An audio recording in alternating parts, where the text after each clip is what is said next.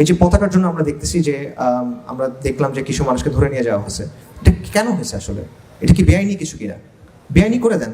যদি আপনি বেআইনি করতে চান, আপনি বলেন যে কালেমার পতাকা বেআইনি, লা ইলাহা ইল্লাল্লাহ লেখা যদি কোনো পতাকা থাকে এটা বেআইনি। এই সাহস তো নাই, এই সাহস তো নাই বলার, তাই না? যদি থাকে বলেন যে ঠিক আছে, বাংলাদেশে লা ইলাহা ইল্লাল্লাহ বলা কোনো পতাকা করা যাবে না, এটা বেআইনি।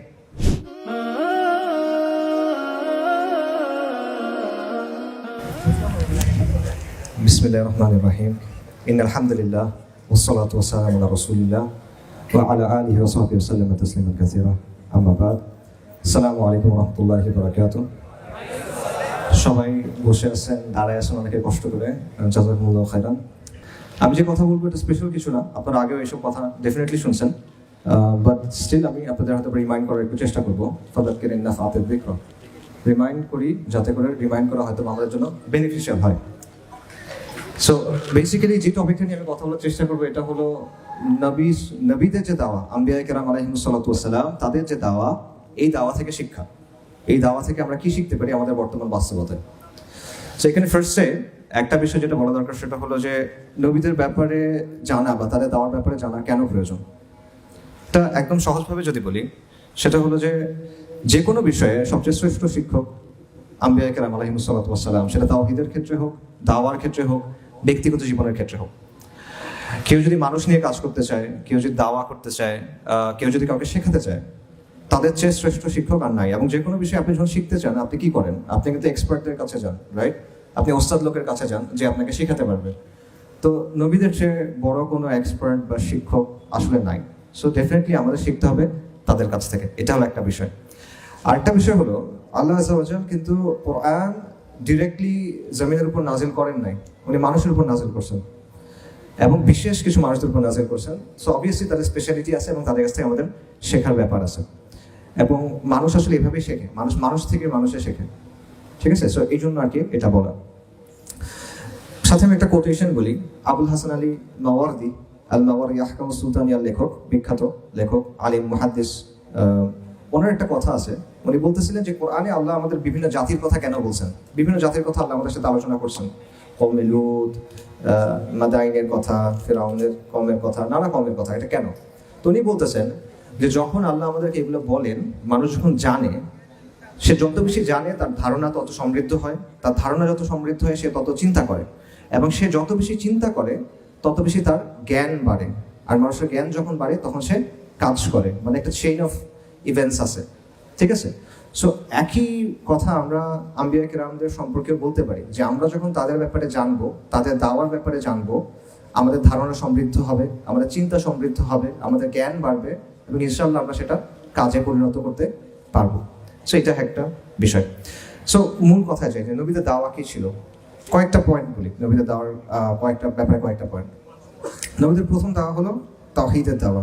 শুরুতে এবং শেষে নবীদের দাওয়া হলো তাওহীদের দাওয়া, লা ইলাহা ইল্লাল্লাহ, এটা হলো তাদের দাওয়া। এবং এটা দুটো অংশ আছে, ইসবাত এবং নাফি। লা ইলাহা, কোনো ইলাহ নাই আল্লাহ ছাড়া। প্রথমে আপনার প্রত্যাখ্যান করতে হবে, তারপর আপনি স্বীকৃতি দিবেন। কুফর বিত তাগুত বা ঈমান বিল্লাহ, আগে তাগুতকে, সব মিথ্যা ইলাহকে অস্বীকার করতে হবে, তারপর আপনি এক আল্লাহর স্বীকৃতি দিবেন। এবং আল্লাহ সুবহানাহু ওয়া তাআলা কি বলেন? ওয়ালাকাদ বাআসনা ফি কুল্লি উম্মাতির রাসূলান আন ইয়াবুদুল্লাহা ওয়াজতানিবুত তাগুত। আল্লাহ প্রত্যেক উম্মার মধ্যে রাসূল পাঠাচ্ছেন এই জন্য যে তোমরা এক আল্লাহর ইবাদত করো এবং তাগুতকে বর্জন করো। তাগুত কি? তাগুত হলো মিথ্যা ইলাহ, এমন কিছু যেটার উপর আল্লাহর বৈশিষ্ট্য আরোপ করা হয় এবং সে এটাতে সন্তুষ্ট, এটা হলো তাগুত। এটা মূর্তি হতে পারে, যদি কাউকে আল্লাহর বদলে কাউকে যদি রব গণ্য করা হয় সে তাগুত, সে সন্তুষ্ট হলে। আল্লাহর বদলে কাউকে ইলাহ গণ্য করা হলে সেটা তাগুত। নমরুদ তাগুত, ফিরআউন তাগুত। আল্লাহর বদলে যদি কাউকে বিধানদাতা মনে করা হয় সে তাগুত। সো তাগুতকে আপনার বর্জন করতে হবে, এটা হলো একটা জিনিস। আরেকটা বিষয় হলো নবীদের আরেকটা বৈশিষ্ট্য হলো তারা কেন আসছিলেন? তারা আসছিলেন সুসংবাদদাতা এবং সতর্ককারী হিসেবে। রাসূলুল্লাহ মুবাশশিরিন ওয়া মুনযিরিন। তারা কিসের সুসংবাদ দিয়েছেন? জান্নাতের। কিসের ব্যাপারে সতর্ক করছেন? জাহান্নামের। এবং এটা অত্যন্ত গুরুত্বপূর্ণ একটা বিষয়। আমরা আমাদের আলোচনায় দুনিয়ার অনেক কথা এখন আনি, ইসলাম আসলে এটা হবে, ইসলামের ব্যাপারে ভালো, এই ব্যাপারে ভালো, বাট আলটিমেটলি দাওয়াটা কিন্তু আসলে কিসের? আখিরাতের, যে এটার পরে একটা জীবন আছে এবং এখানে সুসংবাদ আছে, সতর্কতা আছে। সো এটা নবীদের একটা গুরুত্বপূর্ণ কাজ। আরেকটা হলো নবীদের কাজ ছিল বা তাদের দাওয়ার একটা ফাংশন, সেটা হলো হুজ্জা। তারা হুজ্জা কায়েম করছেন। রসুলদের পাঠানোর মাধ্যমে আল্লাহ আযজা ওয়া জাল মানব জাতির উপরে একটা প্রমাণ এস্টাবলিশ করছেন যে আপনি গিয়ে কিয়ামতের দিন আল্লাহকে বলতে পারবেন না যে আমি তো এগুলো জানতাম না। না, আপনি জানতেন, কারণ রসুলদের পাঠানো হয়েছে। ঠিক আছে, রসুলুল্লাহ মুবাশশিরিন ওয়া মুনজিরিন, এবং আল্লাহ সুবহানাহু ওয়া তাআলা ওয়া মা কুন্না মুআদ্দিবিনা হাত্তা নাবআথা রাসূলা। আল্লাহ সুবহানাহু ওয়া তাআলা রাসূল পাঠানোর আগ পর্যন্ত আল্লাহ সুবহানাহু ওয়া তাআলা কাউকে শাস্তি দেন না। রাসূল পাঠানোর আগ পর্যন্ত আল্লাহ সুবহানাহু ওয়া তাআলা কাউকে শাস্তি দেন না। তার মানে কি, রাসূল পাঠানো একটা নিয়ামত, বাট এটা একটা সমস্যা আছে। কারণ আপনি যদি রাসূলের কথা না মানেন তখন কি আসতেছে? শাস্তি আসতেছে। হক যখন আসে, হক যখন প্রতিষ্ঠিত হয়, এটা একটা হুজ্জা, হুজ্জার পর শাস্তি আসে। এবং এটা আমাদের চিন্তার বিষয় হলো যে হুজ্জা কায়েম করতে হবে আপনাকে, এটা একটা ইম্পর্টেন্ট বিষয়। আচ্ছা, এবং আল্লাহ সুবহানাহু ওয়া তাআলা সূরা মুলকে বলছেন যে যখন মানুষকে ছুঁড়ে ছুঁড়ে আগুনে ফেলা হবে তখন মালাইকারা কি বলবেন? আলাম ইয়াতিকুম নাযীর, তোমাদের কাছে কি কোনো সতর্ককারী আসে নাই? তারা কি বলবে? ক্বালু বালা, আসছিল। অর্থাৎ আপনার আর কোনো আল্লাহর সামনে আর কোনো ডিফেন্স নাই। আপনি বলতে পারবেন না আমি জানি না, আপনি বলতে পারবেন না যে আমি বুঝি নাই। আপনি জানেন, আপনি বুঝছেন, কেস ক্লোজড। সো এটা নবীদের একটা বড় বিষয়। আচ্ছা, আরেকটা বিষয় যেটা, সেটা হলো নবীরা মানব জাতিকে নেতৃত্ব দেন। ইমাম ইবনে তাইমিয়া রাহিমাহুল্লাহ বলছেন যে দুনিয়াবী ক্ষেত্রে ভালো মন্দ কি এটা সবাই বুঝে, একটা গরু বুঝে, একটা ছাগলও বুঝে, কিন্তু গায়েবের ক্ষেত্রে ভালো মন্দ কোনটা, আখিরাতের ক্ষেত্রে ভালো মন্দ কোনটা, এটা কিন্তু মানুষ নিজে নিজে বোঝে না। আমাদের যে র্যাশনালিটি আছে বা আমাদের যে আকাল আছে, এটা কিন্তু এই ব্যাপারগুলা গ্রাস্প করতে পারে না সবকিছু। সো এই জায়গায় আপনার নবীদেরকে লাগে, এই জায়গায় আপনার আল্লাহর কাছ থেকে দিক নির্দেশনা লাগে, এবং সেই দিক নির্দেশনা আসে আল্লাহর কাছ থেকে। ওয়াহির জ্ঞান না থাকলে আপনি এগুলো বুঝতে পারতেন না। বিশেষ করে আল্লাহ সুবহানাহু ওয়া তাআলা আসমা ওয়া সিফাতের কথা বলেন, গায়েব সংক্রান্ত যে কোনো বিষয় বলেন, আখিরাতের কথা বলেন, রূহ কথা বলেন, যে কোনো বিষয়, এগুলো আমাদের আকল, আমাদের ইন্টেলেক্টের বাইরে, এটা গ্রাস্প করা সম্ভব না। মানুষের উৎস কি, মানুষের জীবনের অর্থটা আসলে কি, আপনি কেন বেঁচে আছেন, মানে সমাজ কিভাবে চলা উচিত, এই বিষয়গুলো আলটিমেটলি আল্লাহ আযজা ওয়া জাল আমাদের ঠিক করে দিয়েছেন।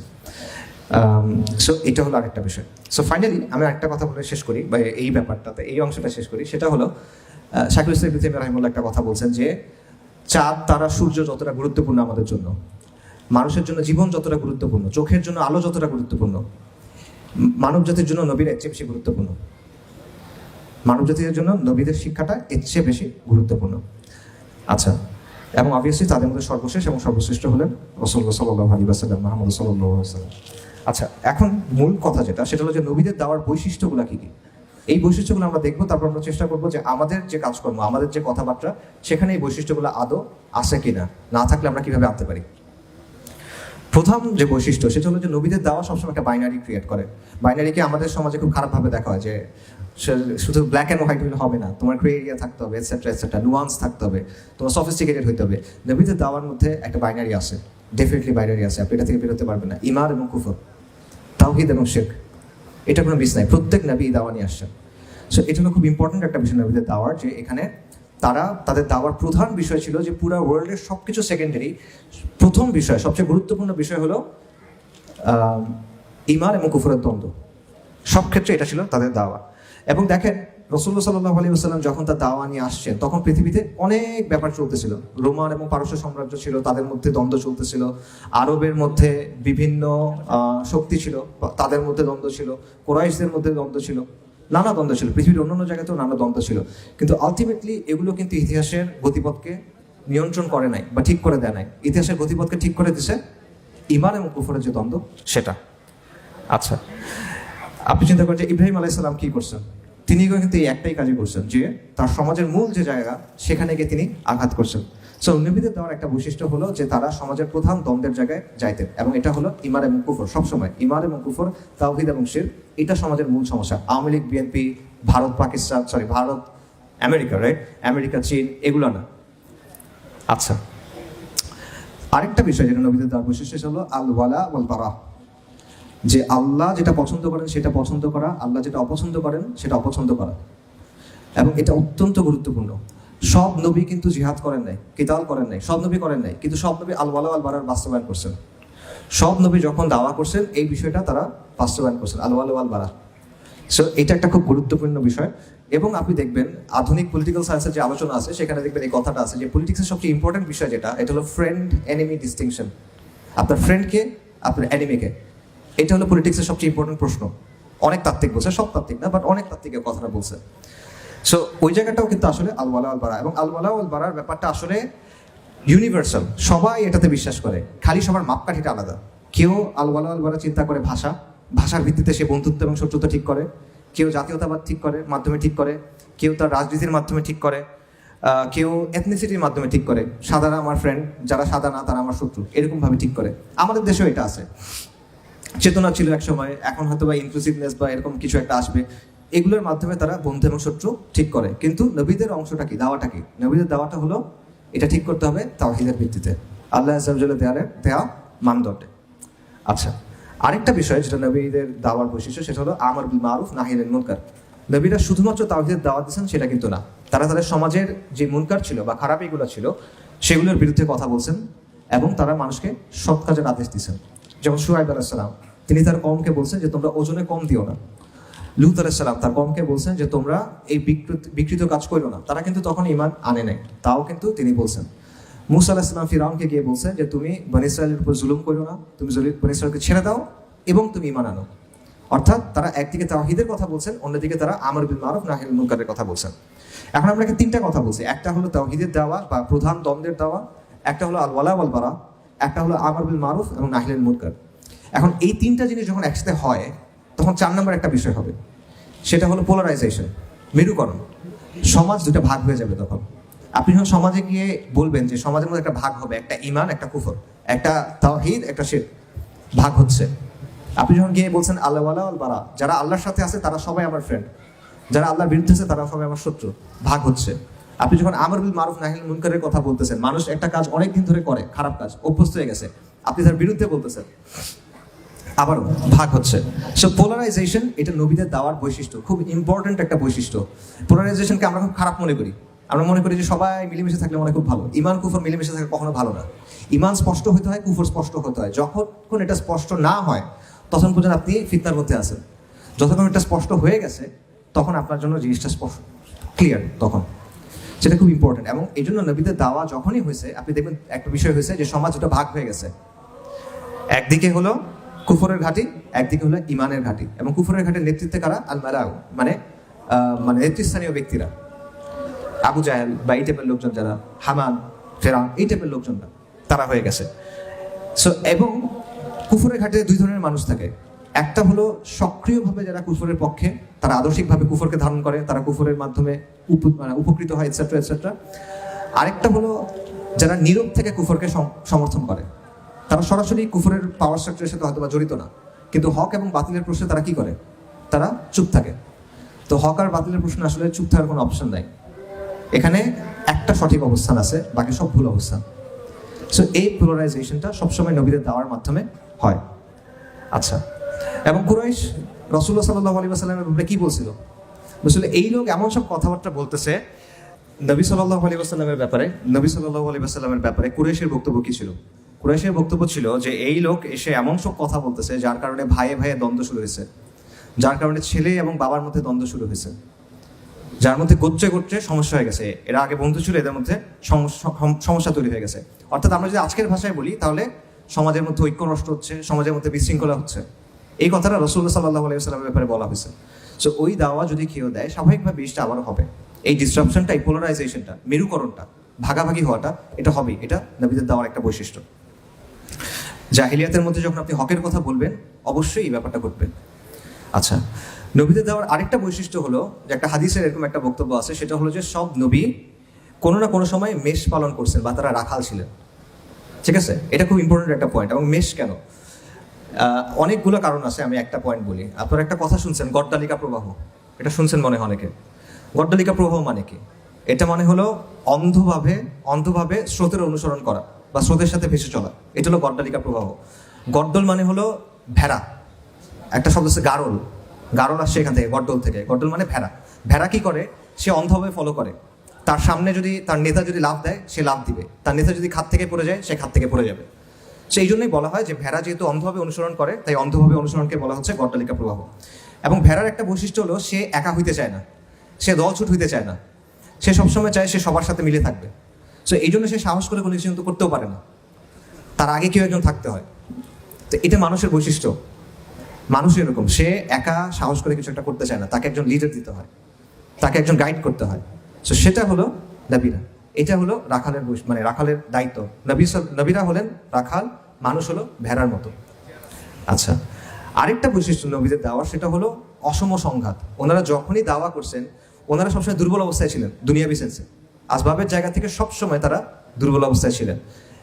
দুনিয়াবি বিচারে তাদের শক্তি তেমন একটা বেশি ছিল না, বরং তাদের অনুসারীদের সংখ্যা কম ছিল, তাদের সামর্থ্য কম ছিল, সমাজে প্রভাব প্রতিপত্তি কম ছিল।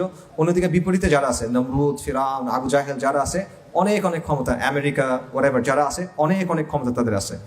কিন্তু এর মধ্যে থেকে আল্লাহ আযজা ওয়া জাল কিন্তু তাদেরকে বিজয় দিয়েছেন। সো এইখানে আমাদের চিন্তার কিছু ব্যাপার আছে, যে আমরা চিন্তা করি যে সবসময় আমাদের মনে হয় জ্ঞান বিজ্ঞানে ওর সমান হইতে হবে, এক্স্যাক্টলি ওর আছে 57, আমার 57 হইতে হবে বা 56 হইতে হবে, তাহলে আমি পারবো। এই ব্যাপারগুলো কিন্তু আমরা আসলে দেখি যে কোরআনের ব্যাপারগুলো কিন্তু এরকম না। এবং আল্লাহ সুবহানাহু ওয়া তাআলা কিন্তু কোরআনে বারবার আমাদের এটা বলছেন যে কাম মিন ফিয়াতিন কালিলাতান গালাবাত ফিয়াতান কাসীরাতান বিইذنিল্লাহ। এরকম আল্লাহ বলেছেন। আল্লাহ সুবহানাহু ওয়া তাআলা বলেছেন কাতাবাল্লাহু লা আগলিবান্না আনা ওয়া রাসূলি ইন্নাল্লাহা কাওয়িয়্যুন আযীজ। সো এই ব্যাপারটা বোঝার একটা বিষয় আছে। এবং নবীদের দাওয়ার একটা বিষয় ছিল যে তাদের দাওয়াটা কিন্তু ফুল টাইম দাওয়া ছিল। তাদের জীবনে অন্য কোনো কিছু তো নাই, তাদের প্রায়োরিটি এটা, অন্য কোনো কিছু না, ফ্যামিলি না, ইনকাম করা না বা অন্য করা, এগুলো সবই তারা করছেন, সব দায়িত্ব তারা পালন করছেন, কিন্তু তাদের প্রায়োরিটি সবসময় ছিল দিন। ঠিক আছে? সো আমি সামারি করি যে নবীদের দাওয়ার কোন কোন বৈশিষ্ট্যের কথা আমরা বললাম। একটা হলো যে তারা এসে প্রধান দ্বন্দ্বটাকে চিহ্নিত করছেন, সেটা হলো ঈমান বনাম কুফর, তাওহীদ বনাম শিরক। আচ্ছা, তারপর হলো আল ওয়ালা ওয়াল বারা। আল্লাহ যেটা পছন্দ করেন আমি সেটা পছন্দ করব, আল্লাহ যেটাকে অপছন্দ করেন আমি সেটা অপছন্দ করব। এটা ব্যক্তির ক্ষেত্রে, আদর্শের ক্ষেত্রে, সবকিছুর ক্ষেত্রে। তারপর হলো আমর বিল মারুফ নাহি আনিল মুনকার, ভালো সৎ কাজের আদেশ, অসৎ কাজে নিষেধ। এগুলোর রেজাল্ট হলো মেরুকরণ, সমাজ ভাগ হয়ে যাবে। তারপর কি হবে? অসম লড়াই হবে। আচ্ছা, নবীরা কি করবেন? তারা মানুষের নেতৃত্ব দিবেন, তারা রাখাল, মানুষ হলো তাদের পেছনে চলবে।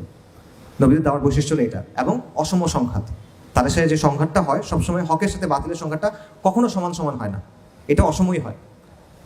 আচ্ছা, এবং আরেকটা যেটা আমি বললাম যে ডেডিকেশন বা পূর্ণ আত্মনিবেদন, এটা আপনার দরকার। আচ্ছা, এবার আমরা বলেন যে আমাদের ক্ষেত্রে এগুলোর অর্থ কি, এক এক করে মিলান। প্রধান দ্বন্দ্ব আমাদের সময়ে কি, এটা আপনার ঠিক করতে হবে। নইলে আপনি অনেক সাইড ইস্যুতে দাওয়া করবে, আপনার দাওয়া হয়তো বা একটা ফিকহি ইখতিলাফের দিকে যাবে, অথবা এই দল ভালো না ওই দল ভালো এই জায়গায় যাবে, অথবা আপনি এমন কোনো বিষয় নিয়ে অনেক বেশি ফোকাস হয়ে যাবেন যেটা অতটা গুরুত্বপূর্ণ হয়তো না, এবং গুরুত্বপূর্ণ বিষয় থেকে আপনার ফোকাস চলে যাবে। সো প্রধান দ্বন্দ্বটা আপনার চিন্তা করতে হবে এই মুহূর্তে এই জায়গায় আপনার জন্য কি, এই ভূখণ্ডের জন্য বা এই অঞ্চলের জন্য প্রধান দ্বন্দ্ব কি? তাওহীদ আর শিরকের দ্বন্দ্ব। এই পুরো অঞ্চলের কথা চিন্তা করেন, কি দ্বন্দ্ব এখানে? ঈমান এবং কুফরের দ্বন্দ্ব, ইসলাম এবং জাহিলিয়াতের দ্বন্দ্ব। এবং আরো স্পষ্ট করে বলে বর্তমান বাস্তবতায় এটা হলো আল্লাহর শরিয়া বনাম সেকুলারিজমের দ্বন্দ্ব, আল্লাহর আইন বনাম গায়রুল্লাহর আইনের দ্বন্দ্ব। এটা হলো প্রধান দ্বন্দ্ব। এটা আপনার চিহ্নিত করতে হবে, এইটার উপরে আপনার দাওয়া করতে হবে। এটা চিহ্নিত না করে আপনি যদি অন্য জায়গায় দাওয়া করেন তাহলে আপনার রেজাল্টটা ওই রকম আসবে না। এটা হলো একটা কথা। 2 নম্বরটা হলো আল ওয়ালা ওয়াল বারা। এটা রফিক ভাই অনেক আলোচনা করে গেছেন, এই জন্য আমি আর আলাদা করে বলার কোনো প্রয়োজন নেই। আল ওয়ালা ওয়াল বারা আপনারা বুঝছেন যে মুসলিম যত যাই করুক সে দিন শেষে আপনার ভাই। দুনিয়ার সবচেয়ে খারাপ মুসলিমটা দুনিয়ার সবচেয়ে ভালো কাফিরটার চেয়ে ভালো। এটা কিন্তু আমরা মানা খুব কষ্টকর, এটা মানা খুবই কষ্টকর আমাদের জন্য। দুনিয়ার সবচেয়ে খারাপ মুসলিমটা দুনিয়ার সবচেয়ে ভালো কাফিরটার চেয়ে ভালো। কেন ভালো? লা ইলাহা ইল্লাল্লাহর জন্য ভালো, মুহাম্মদ রাসূলুল্লাহর জন্য ভালো সাল্লাল্লাহু আলাইহি ওয়াসাল্লাম। এটার ওজন অনেক বেশি। পুরো দুনিয়ার ওজন একদিকে, লা ইলাহা ইল্লাল্লাহর ওজন একদিকে। এটা ভারী হবে সব সময়। সো এই জিনিসটা বোঝা, আল ওয়ালা ওয়াল বারা ব্যাপারটা বোঝা, এটা আমাদের খুব ছুটে যায়। ঠিক আছে? এটা একটা খুব গুরুত্বপূর্ণ বিষয়। তারপর হলো আমর বিল মারুফ নাহি আনিল মুনকার, সৎ কাজের আদেশ এবং অসৎ কাজের নিষেধ। এবং এখানে আমাদের একটা সমস্যা আছে। সৎ কাজের আদেশ এবং অসৎ কাজের নিষেধ আমরা যখন করতে যাই, আমরা করব কোথায়? আমাদের নিজ নিজ অঙ্গনে, আপনার এলাকা, পাড়া, মহল্লা, স্কুল, কলেজ, প্রতিষ্ঠান, এখানে। তো এই কাজগুলোর মধ্যে সব গ্ল্যামার নাই। আপনি চিন্তা করছেন যে আমি গাছ লাগাবো, আমি এটা করবো সেটা করবো, এগুলো তো শরিয়া কায়েম হবে না, আমি কেন এগুলো করবো? দূর, এগুলো করবো না। এই ব্যাপারটা আমাদের মধ্যে কাজ করে। কেউ দেখেন, নবী সাল্লাল্লাহু আলাইহি ওয়াসাল্লাম একটা হাদিস আছে আনাস রাদিয়াল্লাহু আনহু থেকে বর্ণিত, যেটা মূল বক্তব্যটা হলো যে তুমি যদি জানো কিয়ামত চলে আসছে আর তোমার হাতে একটা গাছের চারা থাকে, তাও তুমি সেটা কি করবা? রোপণ করবা। কেন? এটা একটা সৎ কাজ, ভালো কাজ। এটা একটা কিয়ামত চলে আসছে কিন্তু তাও আপনি এটা করবেন, কিন্তু আমরা কিন্তু গুরুত্ব দেই না। এগুলো করে আসলে লাভটা কি হবে? সে একটা বড় একটা সমস্যা। এই আমর বিল মারুফ নাহি আনিল মুনকার আপনি চোখে না দেখতে পারেন এটা রেজাল্ট, বাট এগুলো রেজাল্ট অ্যাকিউমুলেট করে। দাওয়ার ব্যাপারটাও এরকম, আপনি চোখে দেখতে না পারেন বাট এটা রেজাল্টটা অ্যাকিউমুলেট করে। আচ্ছা, আরেকটা হলো যেটা আমি বললাম ওই যে অলরেডি রাখাল, নেতা হতে হবে আপনার। মানুষ নেতা বলতে নেতৃত্বের লোভ অর্থে নেতা না, মানে আপনার ওই যে আবার রফিক ভাই এটা সুন্দর আলোচনা করে গেছেন, আপনার এমন হইতে হবে যে মানুষ যেন আপনার মধ্যে ইসলামটা দেখে এবং সেটা দেখে সে ইসলামের দিকে আকৃষ্ট হয়। ঠিক আছে, এটা একটা খুব গুরুত্বপূর্ণ বিষয়। এবং ফাইনালি সেটা হলো পূর্ণ আত্মনিবেদন, ডেডিকেশন। এখন এই জায়গাটায় আপনারা চিন্তা করেন যে আপনারা এখানে যারা আছেন, ভাইরা আছেন, যদি বোনরা থাকেন, তাদের জন্য আপনাদের জন্য আসলে দিনটা কতটা ইম্পর্টেন্ট। আপনার প্রায়োরিটি লিস্টে দিনটা কোথায় আসে? আপনি একটা মনে করেন একটা স্কেল চিন্তা করেন, 1 হলো সবচেয়ে কম গুরুত্বপূর্ণ, 10 হলো সবচেয়ে বেশি গুরুত্বপূর্ণ। আপনার লিস্টে দিনটা কোন জায়গায় আছে? তা আমাকে বলার দরকার নাই, আপনি চিন্তা করেন, নিজেকে নিজে বলেন, বা আপনি আজকে রাতে বাসায় গিয়ে চিন্তা করেন যে আপনার লিস্টে এটা আসলে কতটা গুরুত্বপূর্ণ। আমি জানি যে সবার পক্ষে এটা পসিবল না যে আপনার সব কাজের চেয়ে দিন আপনার কাছে সবচেয়ে বেশি গুরুত্বপূর্ণ, এটা সবার পক্ষে সম্ভব না, অনেক দায়িত্ব আছে। কিন্তু সাহাবায়ে কেরামের কথা চিন্তা করেন, তারা কিন্তু সব দায়িত্ব পালন করছেন। এমন ঘটনা আছে যে সাহাবায়ে কেরাম তারা নবী সাল্লাল্লাহু আলাইহি ওয়াসাল্লামের হাদিসের দর্শে বসতে পারেন নাই, কারণ তারা খেতে কাজ করতেছেন, অথবা তারা ফ্যামিলির কাছে ছিলেন। আবু বকর রাদিয়াল্লাহু আনহু চিন্তা করেন, রাসূল সাল্লাল্লাহু আলাইহি ওয়াসাল্লাম যখন ওফাত হয়েছে উনি কিন্তু আসতে একটু দেরি হয়েছে, কারণ উনি ফ্যামিলির সাথে সময় দিচ্ছিলেন। অর্থাৎ তারা তাদের সব দায়িত্ব পালন করছেন, কিন্তু যখনই দিনের প্রয়োজন দেখা দিছে তাদের কাছে সবচেয়ে বড় গুরুত্বপূর্ণ কিন্তু দিন। তারা যে কোনো কিছু যে কোনো সময় ছেড়ে দিচ্ছেন দিনের জন্য। যখন দিনের প্রশ্ন আসছে তখন তারা ছেড়ে দিচ্ছেন। এতটুকু অবস্থায় আমরা আসতে পারবো কিনা, এর কাছাকাছি অবস্থায় আমরা আসতে পারবো কিনা, এটা চিন্তা করার একটা ব্যাপার আছে। সাহাবাদের ব্যাপারে আরো কিছু কথা বলি। প্রথম দিকে যারা ইসলাম গ্রহণ করছেন তারা ছিল মক্কার ক্রিম। সবাই আরবদের মধ্যে শ্রেষ্ঠ গোত্র হলো কোরাইশদের মধ্যে বেশিরভাগ সাহাবী, সবাই না, বাট প্রথম দিকে যারা ইসলাম গ্রহণ করছেন রাদিয়াল্লাহু আনহুম আজমাইন, তাদের সবাই বেশিরভাগই আসলে দেখবেন যে কোরাইশদের মধ্যে একদম সম্ভ্রান্ত ফ্যামিলির। সম্ভ্রান্ত মানে কি? তারা সমাজের মধ্যে সম্মান পায়, রাস্তা দিয়ে হাঁটলে মানুষ সালাম দেয়, মানে তারা এই করে আর কি, সম্মান করে, সুন্দর করে কথা বলে, তাজিম করে। এখন যখন তারা ইসলাম গ্রহণ করলেন রাতারাতি এটা চেঞ্জ হয়ে গেল। যারা আগে সম্মান করতো তারা এখন ঘৃণার চোখে তাকায়, যারা আগে অনেক পাত্তাইতো তারা এখন তাচ্ছিল্য করে। এটা কিন্তু একটা সম্মানী মানুষের জন্য অন্য অনেক কিছু চেয়ে বেশি কষ্টকর। এই অপমানটা তাদের সহ্য করতে হয়েছে। এবং এইটা চিন্তা করেন যে এই অপমানের কথা চিন্তা করে আমরা নিজেরা কত কিছু এড়াই যাই। সাহাবারা যে অবস্থায় দিনটা আঁকড়ে ধরছেন ওই অবস্থায় পড়লে আমরা কি করতাম এটা চিন্তা করেন। মানুষ এটা বলবে, ফ্যামিলি এটা বলবে, লোকজন এটা বলবে, সরকার এটা বলবে, অমুক এটা বলবে, তমুক এটা বলবে, এইসব চিন্তা করতে কিন্তু আমরা দিনের অনেক কিছু ছেড়ে দিই। এটা গেল, এটা কিন্তু প্রথম, এখনো শেষ হয় না ওনারা কি করছে। এরপর দেখেন যে প্রথমে হলো ওনাদেরকে মানে অসম্মান করা শুরু করলো, হাসি তামাশা করা শুরু করলো, গালাগালি করা শুরু করলো, মারা শুরু করলো। মুসাব ইবনে উমাইরের কথা আপনারা জানেন রাদিয়াল্লাহু আনহু, উসমান রাদিয়াল্লাহু আনহুর কথা আপনারা জানেন, খাব্বাব ইবনে আরাদ রাদিয়াল্লাহু আনহুর কথা জানেন। মানে লিস্ট শেষ নাই। প্রচন্ডভাবে তাদেরকে টর্চার করা হয়েছে, বয়কট করা হয়েছে। এরপর শেষ পর্যন্ত পরিবারও তাদেরকে সাপোর্ট করে নাই। নিজেদের পরিবার যেগুলো ছিল বেশিরভাগ ক্ষেত্রে পরিবারও তাদেরকে সাপোর্ট করে নাই। যেমন মুসাব ইবনে উমাইর রাদিয়াল্লাহু আনহু, তাকে তো বাসা থেকে বের করে দেওয়া হয়েছে কাপড় চোপড় ছাড়া। যেই মানুষের কাপড় আসতো ইয়েমেন থেকে, তার পারফিউম আসতো আরেক জায়গা থেকে, সেই মানুষ বাসা থেকে বের হয়ে গেছে, ভিখারির মতো অবস্থা। এরকম হয়েছে, তাও শেষ হয় নাই।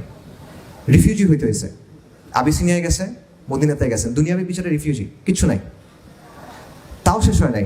আল্লাহ বলছেন এবার তুমি লড়াই করো, যারা তোমাদেরকে অ্যাটাক করছে এদের বিরুদ্ধে লড়াই করো, যারা মুশরিক তাদের বিরুদ্ধে লড়াই করো। কতদিন পর্যন্ত? যতদিন পর্যন্ত ফিতনা দূর না হয়, শিরক দূর না হয়, ততদিন পর্যন্ত লড়াই করতে হবে। এবং সাহাবায়ে কেরাম লড়াই করছেন। কাদের সাথে করছেন? নিজেদের বাবার সাথে করছেন, ভাইয়ের সাথে করছেন, বন্ধুর সাথে করছেন, আত্মীয়ের সাথে করছেন। তারা যতটা স্যাক্রিফাইস করা যায় পুরা স্যাক্রিফাইসটা করছেন। আল্লাহ দেখে নিয়েছেন তারা কি কি দিতে পারেন, সব তারা দিছেন। এটা দেওয়ার পর আল্লাহ তাদেরকে বিজয় দিছেন। যারা একসময় ছিল ভিখারি, যারা একসময় রিফিউজি হয়ে যেতে হয়েছে, কিছুদিন পর তারা পৃথিবীর নানা জায়গায় এই হয়ে গেছেন, গভর্নর হয়েছেন একজন কেউ, আমির হয়েছেন একজন কেউ। এবং আপনারা জানেন যে কিভাবে ইসলামী সাম্রাজ্য কিভাবে বা সভ্যতা যেটাই বলেন কিভাবে কত দ্রুত ছড়ায় পড়ছে অর্ধেক পৃথিবীতে ওমর রাদিয়াল্লাহু আনহুর সময়ে। সো এটা হলো সাফল্যের কথা। সাফল্যের পেছনে কিন্তু এই ব্যাপারগুলো আছে। সো এই জায়গা থেকে আমাদের চিন্তা করতে হবে যে এটার প্রস্তুতি আমাদের কাছে আছে কিনা, এই জিনিসপত্রগুলোর প্রস্তুতি আমাদের কাছে আছে কিনা। এটা কঠিন একটা পথ, এটার প্রস্তুতি আমাদের আছে কিনা। এবং এটা একটা কমন প্যাটার্ন। আমাদের একটা জায়গা আছে যে জায়গাটা থাকতে আমাদের ভালো লাগে, এটা হলো কমফোর্ট জোন, ঠিক আছে? কিন্তু আল্লাহ আযজা ওয়া জাল এখান থেকে আপনাকে বের করে আনবেন। আল্লাহ দেখতে চান যে আপনি কতটুকু কুরবানি করবেন, আপনার প্রিয় জিনিস আপনি কতটুকু ছাড়বেন। যদি আপনি পুরা ছাড়েন যে হ্যাঁ আল্লাহ বাইক আমি ছাড়বো, তাহলে আলটিমেটলি এক পর্যায়ে আল্লাহ আপনাকে বিজয় দিবেন এবং বিজয় তো আল্লাহর কাছ থেকে আসবে। দেখেন আপনার আসলে কিছু করার নেই, আপনার খালি আল্লাহকে রাজি খুশি করতে হবে, এখানে বিষয় না। সো এই জন্য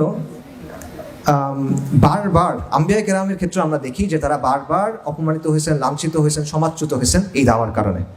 সেগুলো আমি কেন বলতেছি, কারণ আমরা যখন দাওয়া করতে যাব, আমরা যখন দিনের কাজ করতে যাব, এই ব্যাপারটা যেন আমাদের মাথায় থাকে। এটা আসলে জাস্ট গ্ল্যামারের বিষয় না, এটা জাস্ট মানে অনেক মানুষ আসছে হাত মিলাচ্ছে, এই ব্যাপারগুলো আসলে না। এই যে আমরা দাওয়া করব, কাজ করতে হবে, এই প্রতিকূলতা আসবেই, এটা স্বাভাবিক। আপনি যদি হকের দাওয়া দেন, আনঅ্যাডাল্টারেটেড হক যেটা, অরিজিনাল হক যেটা, কোনো মিশ্রণ ছাড়া যেটা, এটার দাওয়া যদি আপনি করেন অবশ্যই প্রতিকূলতা আসবে, আজকে বা কালকে। এটা আল্লাহ আযজা ওয়া জাল্লার সুন্নাহ, এবং এটার মাধ্যমে বিশুদ্ধ হয়। পুরে কিন্তু একটা জিনিস বিশুদ্ধ হয়, না পড়লে বিশুদ্ধ হয় না। সো এই জিনিসটা আপনার বুঝতে হবে, আবার আপনার নিজেকে প্রশ্ন করতে হবে আপনি এটার জন্য প্রস্তুত আছেন কিনা। ঠিক আছে? সো এই জন্য কয়েকটা বিষয় আপনার লাগবে, যে আপনার নিয়তটা আপনার ঠিক হতে হবে, আপনার ইস্তিকামাত থাকতে হবে, আপনার ইখলাস থাকতে হবে, আপনার সবর থাকতে হবে, এই ব্যাপারগুলো লাগবে, এবং আপনার তাওয়াক্কুল লাগবে।